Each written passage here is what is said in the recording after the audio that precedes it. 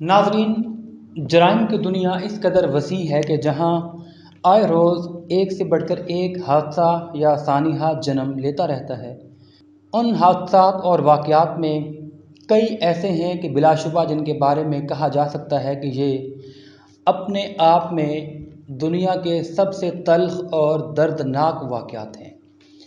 इन्हीं वाक़यात में आए रोज़ हम ये सुनते हैं कि कहीं पर जायदाद के लिए कत्ल कर दिया गया, कहीं पर मालो ज़र की हवस में सगे भाइयों ने अपने ही भाई का गला काट दिया, वग़ैरह वग़ैरह।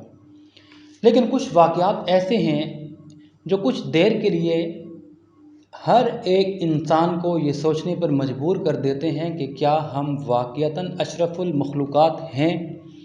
क्या हमें इंसानियत का जो दर्जा और स्टेटस मिला, क्या हम उसके काबिल हैं? ये तमाम चीज़ें उस वक़्त ज़हन के निहा खानों में गर्दिश करना शुरू कर देती हैं कि जब ऐसी अलमनाक और दर्दनाक दास्तानें हमारे कानों को और हमारी समातों की नज़र होती हैं कि जिनको सुनने के बाद इंसानियत ना सिर्फ शर्मा जाती है बल्कि आदमियत भी एक मर्तबा तो अपने वजूद पर लान तान करती है। जी हाँ नाज़रीन, जराइम की दुनिया का एक ऐसा वाक़या आज की स्टोरी के तौर पर आपके पेश खिदमत है कि जिसने पत्थर से पत्थर दिल अशख़ास के भी रोंगटे खड़े कर दिए। ये दर्दनाक, अलमनाक और नहायत ही शफ़ाक़ियत पर मबनी एक दास्तान है जो सियालकोट के इलाका समड़ियाल में पेश आई है। नाज़रीन, वाक़े की तरफ बढ़ने से पहले आपको थोड़ा सा इस वाक़े के बारे में बताते चलें कि दरअसल एक ख़ातून है जो औलाद की नेमत से महरूम है।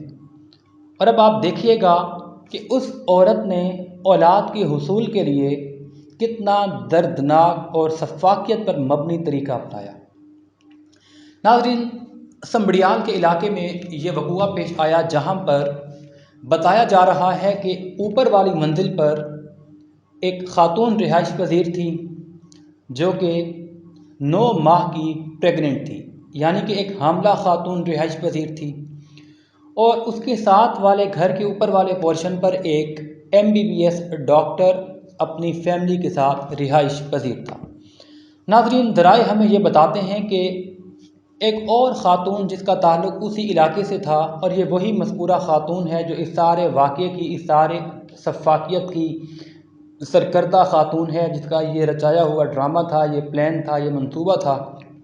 वो बे औलाद थी और जब उसको मालूम हुआ कि इसके मोहल्ले में एक ख़ातून प्रेग्नेंट है, हामला है, तो उसके शैतानी ज़हन में एक अजीब व गरीब किस्म का मंसूबा जन्म लेता है। नाज़रीन, उसने सबसे पहले उस डॉक्टर की अहलिया के साथ, उसकी बीवी के साथ, उसकी वाइफ के साथ अपनी दोस्ती को बढ़ाया और दोस्ती बढ़ाने के बाद बिल आखिर उसको इस चीज़ पर कायल कर लिया कि वो अपनी नेबर में रहने वाली उस प्रेग्नेंट ख़ातून के साथ ताल्लुक़ को मज़ीद बढ़ाए और उसको ऑपरेट करवाने के लिए अपने शोहर के पास लेकर आए कि वो प्राइवेट क्लिनिक के तौर पर अपने घर में ही उसका ऑपरेशन करे।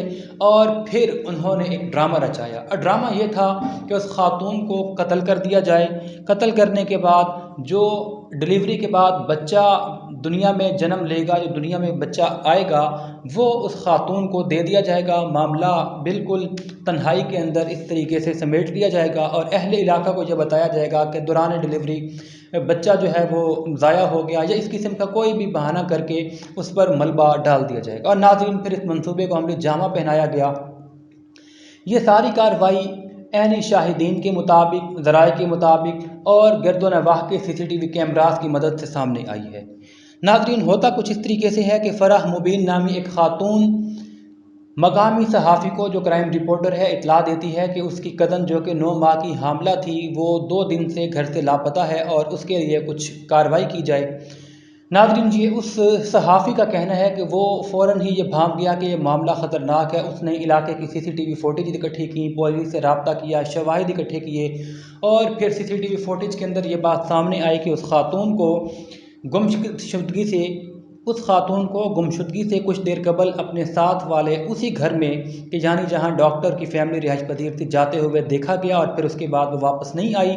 सीसीटीवी फुटेज से ये भी पता चला कि कुछ देर के बाद एक खातून बाहर से उस घर में दाखिल होती है और फिर कुछ देर के बाद एक ट्रंक लेकर एक शख्स घर में दाखिल होता है और थोड़ी देर के बाद एक रक्शे वाले को बुलाया जाता है।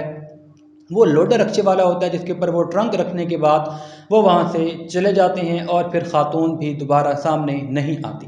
ये सीसीटीवी फुटेज देखने के बाद फ़ौरन ये शक पैदा होता है कि लामोहला उसी ट्रंक के अंदर वो खातून हो सकता है कि कत्ल कर दी गई हो और उसकी लाश उसमें ठिकाने लगाने के लिए मुंतकिल किया गया हो। जब इस पहलू के साथ तफ्तीश की गई तो ये सारी स्टोरी सामने आई और पता ये चला कि उस खातून ने सबसे पहले उस डॉक्टर के साथ मिलकर और उसकी बीवी के साथ मिलकर उसका ऑपरेशन किया। उसके पेट से उस नौमौलूद बच्चे को बाहर निकाला गया।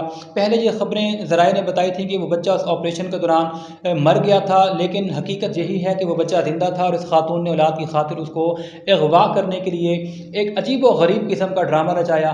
शायद ये दुनिया की तारीख का पहला इवेंट होगा, पहला वाक़या होगा कि जहाँ माँ के पेट से बच्चे को अगवा किया गया।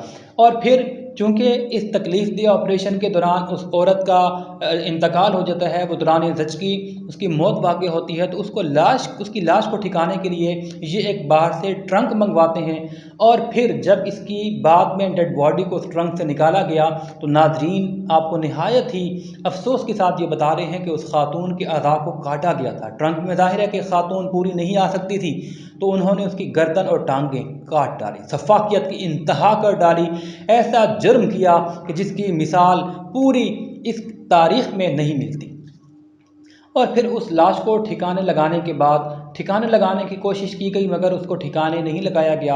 वो लोडर पर जब बाद में तफ्तीश की गई तो मालूम हुआ कि लोडर वहाँ से 2 गलियाँ छोड़कर एक घर तक गया था और वहाँ जब उस घर की तलाशी ली गई तो वहाँ से वो ट्रंक भी बरामद कर लिया गया। पुलिस ने तमाम मुल्ज़िमान को भी गिरफ़्तार कर लिया, उनके ख़िलाफ़ केस भी फ़ाइल कर दिया गया और अब मज़ीद तफ्तीश भी जारी है। पुलिस मुख्तलिफ़ पहलुओं से इस वारदात का जायज़ा ले रही है और हतमी तौर पर तो नतीजा अदालत में जब जुर्म साबित होने के बाद सज़ा दी जाएगी तो ही सामने आएगा कि मामला क्या सिर्फ अगवा का था या इसके पीछे कोई और भी दुश्मनी का पहलू मौजूद था। इस तरह की मज़ीद अच्छी और इन्फॉर्मेटिव वीडियो देखने के लिए देखते रहिए पाक न्यूज़ डिजिटल टीवी।